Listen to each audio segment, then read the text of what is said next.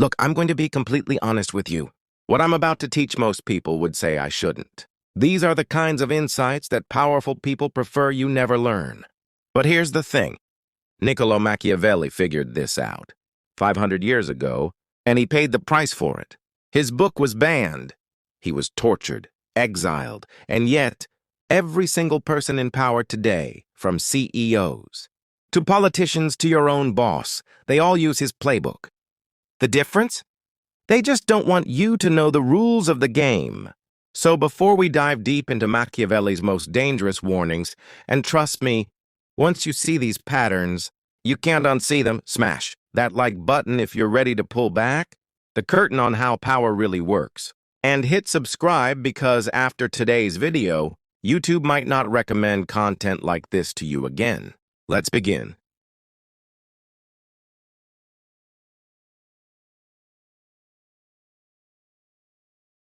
Segment 1. The man behind the warning. Picture this. Florence, Italy. 1513.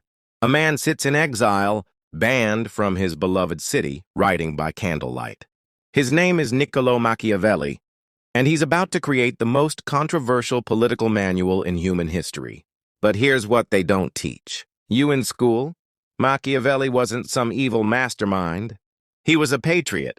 A government official who served the Florentine Republic for 14 years. He believed in democracy, in the people having power. So why did he write The Prince? Why did he reveal all the dark secrets of how rulers maintain control? Because he saw what happened when good people didn't understand power. He watched as his beloved republic fell to the Medici family. He saw how ignorance of political reality led to the suffering of entire populations. Think about it. How many times have you watched a political scandal unfold and thought, how did no one see this coming? How many times have you been blindsided by office politics, by corporate layoffs, by leaders who promised one thing and delivered another? Machiavelli's warning isn't about becoming a villain. It's about recognizing the villains around you. And if you think the world has changed since the 1500s, comment below with your biggest "how did I not see this coming" moment. Trust me, Machiavelli predicted it. Segment 2, the first warning, the lion and the fox. All right, let's dive into Machiavelli's first major warning, and this one's going to make you rethink every leader you've ever trusted. Machiavelli said that a successful ruler must be both a lion and a fox. The lion uses force and intimidation. The fox uses cunning and deception. And here's the kicker. The most dangerous leaders are the ones who can switch between these modes seamlessly. Let's talk about Steve Jobs for a second. Everyone remembers the inspiring keynotes, the Think Different campaign, the charismatic visionary. That was the fox, charming, intelligent, appealing to our emotions and aspirations.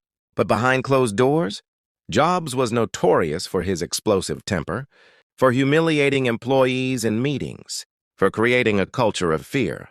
That was the lion, using intimidation to maintain control and drive performance. Now, I'm not saying Jobs was evil, but Machiavelli would have recognized this pattern immediately. The most effective leaders know when to inspire and when to intimidate. They know that being loved is nice, but being feared is more reliable. Think about your own workplace. Who's the person everyone's afraid to cross, even though they're not technically the highest ranking? That's someone who understands the lion-fox principle. Drop a lion or fox emoji in the comments if you know exactly who I'm talking about. But here's where it gets darker. Once you start recognizing this pattern, you'll see it everywhere. The politician who's all smiles during campaign season but ruthlessly cuts programs once elected. The CEO who talks about family culture while planning mass layoffs. Machiavelli's warning, don't be fooled by the fox. Always watch for the lion hiding underneath. Segment 3, the second warning. The appearance of virtue. Okay, this next warning is going to mess with your head, so buckle up. Machiavelli wrote something that got him labeled as the most evil man in Europe. A prince must seem to be merciful, faithful, humane, religious, upright, and must be so. But he must have the mind so disposed that when it is needful to be otherwise, he may be able to change to the opposite. Translation: you must appear virtuous, but be ready to abandon virtue the moment it becomes inconvenient. Now, before you close this video thinking I'm teaching you to be a sociopath, listen to this. During World War II, Franklin D. Roosevelt publicly promised American mothers that their sons would not fight in foreign wars. Meanwhile, he was secretly moving military assets and supplies to Britain, knowing full well that America would eventually enter the conflict. Was FDR lying? Yes. Was it necessary to defeat fascism? Most historians would say yes. This is what Machiavelli understood that most people refuse to accept. In a world where some people operate without moral constraints, purely virtuous people will always lose. And when good people lose, bad people win, and everyone suffers. Let me give you a business example. You're negotiating a major deal. You discover your competitor is lying to the client about their capabilities. Do you A. Stick to complete honesty and likely lose the deal? B. Adjust your presentation to compete on the same level? What would you do? Be honest in the comments. This isn't about right or wrong. It's about reality. Machiavelli's second warning: in a world of wolves, sheep don't survive. But those who protect the sheep sometimes have to become wolves themselves. And speaking of wolves, the third warning I'm about to share, it's about how to spot them before they destroy you. But first, if this content is opening your eyes to how the world really works, hit that subscribe button and ring the notification bell. Trust me, you'll want to see what's coming next. Segment 4, the third warning: never trust a flatterer. All right, this warning might save your career, your relationships, and possibly your life. Machiavelli wrote, "There is no other way of guarding oneself from flatterers except letting men understand that to tell you the truth does not offend you." He observed that powerful people are constantly surrounded by yes men, by people who tell them only what they want to hear. And this creates a bubble of delusion that eventually leads to catastrophic failures. Think about Elizabeth Holmes at Theranos. She surrounded herself with prestigious board members and employees who either believed her vision or were too invested to speak up. The few people who tried to tell her the truth, they were pushed out, sued, or silenced. But here's where this gets personal for you and me. We all have flatterers in our lives. That friend who never disagrees with you. The colleague who always tells you your ideas are brilliant. The romantic partner who never challenges you to grow. Machiavelli's insight: these people aren't doing you a favor. They're weakening you. They're making you vulnerable to reality. I want you to do something right now. Think about the last time someone gave you harsh but honest feedback. How did you react? Did you get defensive or did you thank them? Here's how to apply Machiavelli's warning. 1. Actively seek out people who disagree with you. 2. Reward honesty, even when it's uncomfortable. 3. Ask specific questions that invite criticism. 4. Create safe spaces for people to tell you hard truths. Because here's what Machiavelli knew. The moment you stop hearing the truth is the moment you start losing, whether it's in business, relationships, or life in general. And that brings us to the darkest warning of all, the one that explains why good people often finish last, and why understanding this principle might be the most important thing you learn today. Segment 5, the fourth warning: the danger of being good. Okay, we've reached the point where I have to give you a content warning. What I'm about to explain is going to challenge everything you've been taught about morality and success.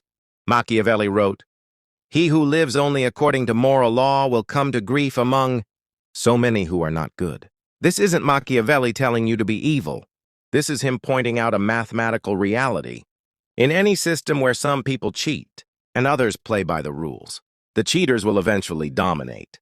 Consider Cesare Borgia, one of the most successful leaders of Machiavelli's time. He was ruthless, cunning, and morally flexible. Meanwhile, the good leaders of his era, they were conquered, exiled, or murdered. Let's talk about the 2008 financial crisis. The banks that took the biggest risks, that bent or broke the most rules, they got the biggest bonuses right up until the collapse. The conservative ethical institutions, they lost market share for years, leading up to the crisis because they couldn't compete with the reckless returns. This plays out in your personal life too. That coworker who takes credit for your ideas gets promoted. The person who networks strategically instead of just working hard gets the opportunities. The dating partner who plays games gets more attention than the one who's genuinely interested. Now here's where this gets complicated. And this is why Machiavelli was so controversial. He's not saying you should abandon morality. He's saying you need to understand that morality alone is insufficient for survival in a competitive world. Think of it like this. Imagine you're playing a game where you follow all the rules, but half the other players are cheating. What happens? You lose. Not because you're bad at the game, but because you're playing a different game entirely. Machiavelli's solution isn't to become amoral. It's to be strategically moral. To understand when virtue serves your goals and when it doesn't. To be good when you can afford to be good. And to be pragmatic when the stakes are too high for pure idealism. I know this is heavy stuff. Some of you are probably angry at me for even discussing this. Others are nodding because you've lived this reality. Let me know in the comments where you stand. Are you team morality above all or team pragmatic virtue? But there's one more warning, the most important one, and it's about what happens when you ignore everything Machiavelli taught us. Segment 6, the final warning, the cost of ignorance. Here's Machiavelli's ultimate warning, and it's the reason I decided to make this video, despite knowing it would be controversial. Since love and fear can hardly exist together, if we must choose between them, it is far safer to be feared than loved. But here's what most people miss about this quote. Machiavelli isn't telling you to be a tyrant.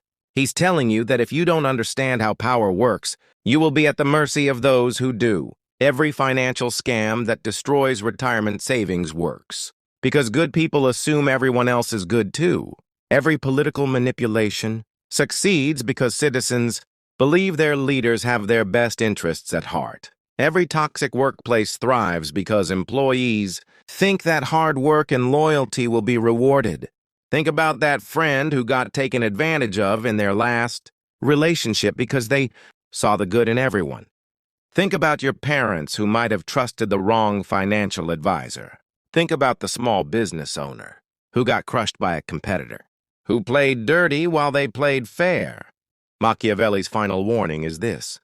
Your ignorance of how power works doesn't make you noble, it makes you vulnerable.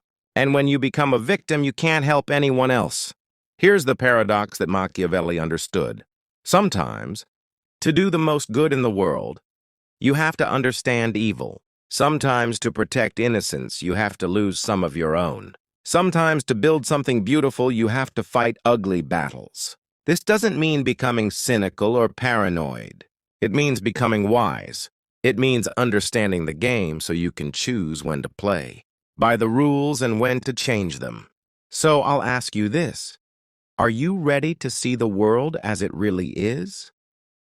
Or would you prefer to remain comfortable in the illusion that everyone else is playing by the same rules you are? Look, I told you at the beginning that I probably shouldn't be teaching you this, and maybe I shouldn't. Maybe the world would be a better place if everyone stayed naive and idealistic.